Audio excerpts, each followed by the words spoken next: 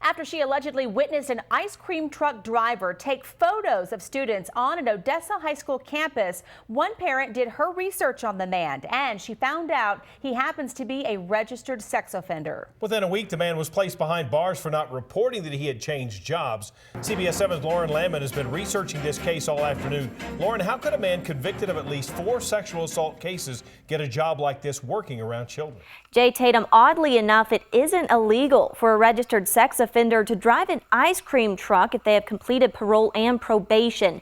It really only comes down to the employer and whether or not they choose to hire registered sex offenders. Today, I sat down and talked exclusively with the man who hired him, who says it was all just a mistake. The sound of an ice cream truck driving through a neighborhood can be the most exciting part of any child's day. I had kids chasing me down the street. But what if one of those friendly faces handing the neighborhood children ice cream was actually a registered sex offender? It's scary, I mean, for somebody to be riding around on a truck like that where there's kids playing and stuff like that. I mean, they shouldn't be out there. That's exactly what happened earlier this month when a woman caught a driver of one of Frosty Treats ice cream trucks taking pictures of students. I've been here 20 years, and this is the first time I've had this situation happen. Dave Bethune, a manager of the company, hired David Romo, who has sexual assault charges out of Minnesota and California. We sure don't want people like that.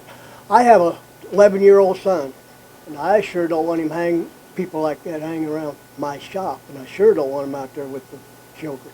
Romo only worked for the company for 2 days before his past was dug up. Bethune says the hire was an accident and the company won't hire registered sex offenders, no matter how long ago the offense occurred. So why don't we do background checks on every person that comes in? We do. Well, not all of them, but we can do them on all of them. And we're supposed to do it on all of them. And so how did this guy get missed? Well, he was only here 2 days, so it takes a little bit for us to get a background check on it. According to state law, registered sex offenders who finish parole and probation are able to work around kids.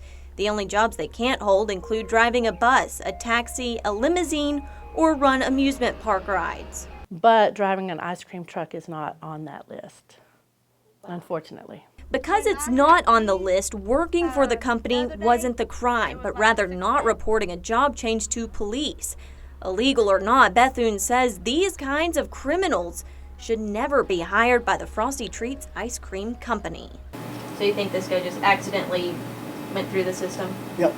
From now on, what is your proceedings in hiring? We need to do it before we go ahead and hire them. Romo is still being held in the Ector County Jail on a $25,000 bond for failing to report his new job. In the studio, I'm Lauren Landman, CBS 7 News.